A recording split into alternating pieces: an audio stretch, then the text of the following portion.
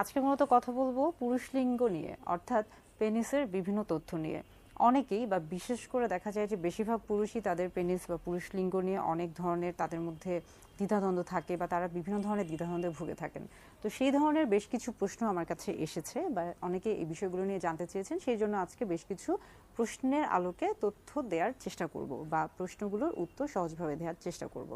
তবে প্রথমে বলে রাখি যে কিছুদিন আগে আমার কাছে একজন মহিলা এসেছিলেন তার সন্তানকে নিয়ে, এবং বাচ্চার বয়স খুবই কম, প্রায় 4-5 বছর বয়স, এবং তিনি খুবই ঘাবড়ে গিয়েছিলেন কারণ তিনি কিছুদিন ধরে খেয়াল করছিলেন যে তার বাচ্চা অর্থাৎ তার সন্তানের পেনিস বা পুরুষ লিঙ্গের দেখা যাচ্ছে যে ইরেকশন হচ্ছে বা লিঙ্গ উত্থান হচ্ছে, এবং সেটা ঘুমের ঘোরে হচ্ছে, আবার মাঝে মাঝে বাচ্চা যখন খেলছে স্বাভাবিক অবস্থায় তখনও হচ্ছে। এবং তিনি এটা দেখে খুবই বিচলিত হয়ে পড়েন এবং তিনি খুবই ঘাবড়ে যান, এবং পরবর্তীতে তিনি আমার কাছে যোগাযোগ করে আমার সাথে দেখা করতে আসেন। এবং পরবর্তীতে আমি বাচ্চাকে পরীক্ষা করে যতটুকু বুঝছিলাম যে বাচ্চার এটা খুবই স্বাভাবিক একটি অবস্থা। তাই জানাতে চাই যে আসলে হচ্ছে পুরুষ লিঙ্গ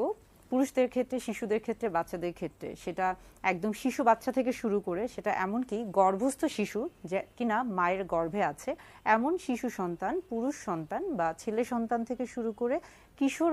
বয়সন্ধিকালীন সময় কিশোর বয়সে, এবং আস্তে আস্তে তারা যখন প্রাপ্ত বয়স্কে যায়, প্রবীণ বয়সে যায়, প্রত্যেকটি বয়সে কিন্তু পুরুষ লিঙ্গের এই যে ইরেকশন বা লিঙ্গ উত্থান এটা কিন্তু খুবই স্বাভাবিক একটি প্রক্রিয়া। হ্যাঁ, এটা অবশ্যই উত্তেজিত অবস্থায় হয়ে থাকে, তবে এটাও ঠিক যে এটা উত্তেজিত অবস্থা ছাড়াও কিন্তু যখন শরীরে রক্ত সঞ্চালন স্বাভাবিকভাবে হচ্ছে কিনা সেটা ক্ষেত্রেও কিন্তু হয়ে থাকে, এবং বাচ্চাদের ক্ষেত্রে এটা খুবই স্বাভাবিক, এটা নিয়ে ঘাবড়ে যাওয়ার খুব একটা কারণ নেই। আবার আরেকটা হচ্ছে বিষয়কর তথ্য হচ্ছে, অনেকে মনে করে থাকেন যে ইরেকশন বা পুরুষ লিঙ্গের উত্থান এটা শুধুমাত্র সামনের দিকে হবে এবং সবসময় সোজা হবে। সবার ক্ষেত্রে কিন্তু এমনটা না। অনেকের ক্ষেত্রে দেখা যায় যে পুরুষ লিঙ্গের উত্থান বা ইরেকশন এটা অনেক সময় কিন্তু কিছুটা উঁচু হতে পারে বা কিছুটা নিচু অবস্থায় হতে পারে, কিংবা কিছুটা ডানে কিংবা কিছুটা বামে বেঁকে যেতে পারে। এবং এইটা কিন্তু যখন তার স্বাভাবিক সহবাসের ক্ষেত্রে, স্ত্রীর সাথে স্বাভাবিকভাবে সহবাসের ক্ষেত্রে যখন তাদের দাম্পত্য জীবনে কোনো সমস্যা করছে না বা সে নিজেও কোনো সমস্যা ভুগছে না, তখন এটা কিন্তু তার জন্য খুবই স্বাভাবিক একটি বিষয়। তবে যদি কখনো খেয়াল করে যে এটা তার স্বাভাবিক দৈনন্দিন জীবনে অসুবিধা তৈরি করছে, তাহলে অবশ্যই একজন চিকিৎসকের পরামর্শ নেওয়া উচিত। পাশাপাশি দেখা যাচ্ছে যে পেনিস বা পুরুষ লিঙ্গের ক্ষেত্রে আরেকটা খুবই সবচেয়ে বিচলিত বা সবচেয়ে বেশি আগ্রহের জায়গাটা থাকে যে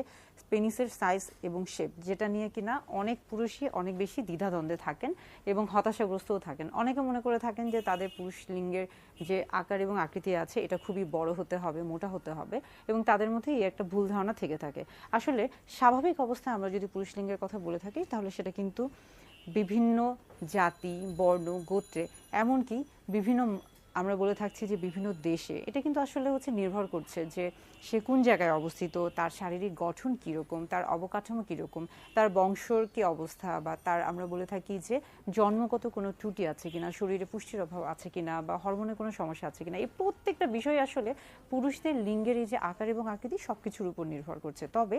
একটা জিনিস খুবই গুরুত্বপূর্ণ যে স্বাভাবিক অবস্থায় পুরুষ লিঙ্গ মূলত দেখা যাচ্ছে যে 2 থেকে 3 ইঞ্চি বা 2.5 থেকে 3.5 ইঞ্চির মতো হয়ে থাকে, এটা আমাদের এশিয়া মহাদেশের ক্ষেত্রে, এবং উত্তেজিত অবস্থায় 5 থেকে 5.5 ইঞ্চিও হতে পারে। তবে অনেক সময় দেখা যাচ্ছে যে এটা ক্ষেত্র বিশেষে বা ব্যক্তিভেদে এটা কম বা বেশি হতে পারে। যদি আপনি মনে করে থাকেন যে আপনার ক্ষেত্রে এটা কম কিংবা বেশি, এবং সেই ক্ষেত্রে আপনি যদি এটার আকার বা আয়তন বা আকৃতি এটাকে পরিবর্তন করতে চান, সেই ক্ষেত্রে বর্তমানে কিন্তু বিভিন্ন ধরনের ডার্মাটো অ্যাস্থেটিক সার্জারি রয়েছে। আপনারা সেই চিকিৎসকের পরামর্শ অনুযায়ী সেই প্রসিডিউরগুলো আপনারা অবলম্বন করতে পারেন, এবং সেখান থেকে আপনারা নিজেদের পছন্দ অনুযায়ী আপনারা চাইলে সাইজ এবং শেপ এটা পরিবর্তন করতে পারেন। কিন্তু আসলে এটা খুব একটা প্রয়োজন হয় না, কিন্তু তারপরে যদি আপনি মনে করে থাকেন তাহলে আপনি চিকিৎসকের পরামর্শ অনুযায়ী এটা করতে পারেন। পাশাপাশি আরেকটা খুবই গুরুত্বপূর্ণ বিষয় হচ্ছে, পুরুষ লিঙ্গের ক্ষেত্রে দেখা যায় যে আমরা জানি যে পুরুষ লিঙ্গে মূলত কোনো বোনস বা কোনো হাড্ডি থাকে না, সেখানে পুরোটাই কিন্তু মাংসপেশি রয়েছে, এবং যখন এটা স্বাভাবিক অবস্থায় থাকে তখন এটা খুবই নরম থাকে, কিন্তু যখন উত্তেজিত অবস্থায় চলে যায় বা ইরেকশন যখন হয়ে থাকে তখন এটা কিন্তু খুবই শক্ত হয়ে যায়, সেখানে রক্ত সঞ্চালন, ব্লাড সার্কুলেশনটা তখন স্বাভাবিক থাকে, বেড়ে যায়। তো সেই ক্ষেত্রে দেখা যাচ্ছে তখন এটা খুবই শক্ত হয়ে যায়। অনেক সময় মাস্টারবেশন বা হস্তমৈথুনের ক্ষেত্রে, এবং অনেক পুরুষ দেখা যাচ্ছে যে সহবাসের ক্ষেত্রে যখন খুবই তাড়াহুড়ো করে ফেলে বা অনেক বেশি উত্তেজিত হয়ে যায়, এবং তারা হয়তো বা খেয়াল করে না, তাদের পজিশনটা অস্বাভাবিক হয়ে যায়, এবং সেই ক্ষেত্রে কিন্তু অনেক সময় পেনিসের আকারটা পরিবর্তন হয়ে যায়, অনেক সময় বেঁকে যায়, অনেকটা ভেঙে যাওয়ার মতো, সেটাকে আমরা বলে থাকছি পিনাইল ফ্র্যাকচার। অর্থাৎ পিনাইল ফ্র্যাকচার কিন্তু খুবই ভয়ানক বা খুবই গুরুত্বপূর্ণ একটি বিষয় এবং জরুরি বিষয়, এবং যদি পিনাইল ফ্র্যাকচার হয়ে থাকে তাহলে সেই ক্ষেত্রে যত দ্রুত সম্ভব তত দ্রুত কিন্তু চিকিৎসকের পরামর্শ নেওয়া উচিত, হাসপাতালে যাওয়া উচিত।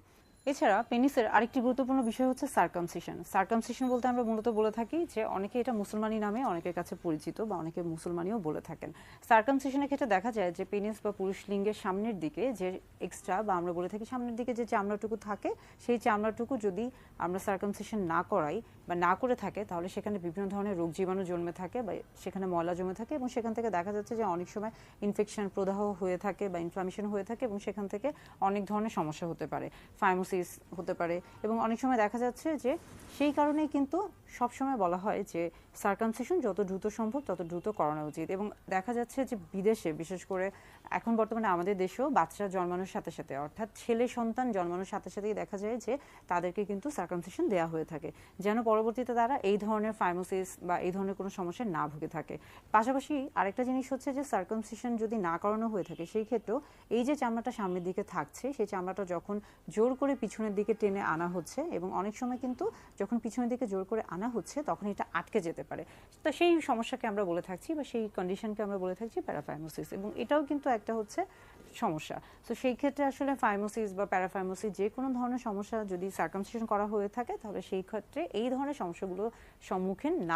নাও হতে পারেন বা হবেন না। তো পুরুষদের ক্ষেত্রে আসলে সার্কামসিশন খুবই গুরুত্বপূর্ণ। আর আরেকটা বিষয় হচ্ছে যে পুরুষদের ক্ষেত্রে প্রত্যেকটা বিষয়, বিশেষ করে পেনিস বা পুরুষ লিঙ্গের যে বিষয়গুলো রয়েছে, সাইজ এবং শেপ বা পুরুষ লিঙ্গের নিয়ে যত ধরনের প্রশ্ন, এই প্রত্যেকটা জিনিস নিয়ে কিন্তু আমার ভিডিও বার্তা আছে, আপনারা চাইলে এই ভিডিও বার্তাগুলো দেখে নিতে পারেন। এছাড়া আজকের যে বিষয়গুলো ছিল মূলত বাচ্চাদের ক্ষেত্রে পেনাইল ইরেকশন কিংবা পিনাইল ফ্র্যাকচার, তারপরে পিনাইল আমরা বলে থাকছি যে বিভিন্ন ধরনের সার্জারি, এই বিষয়গুলো আসলে হচ্ছে অনেকে জানতে চেয়েছেন, সেই জন্যই মূলত আজকের ভিডিওটা তৈরি করা।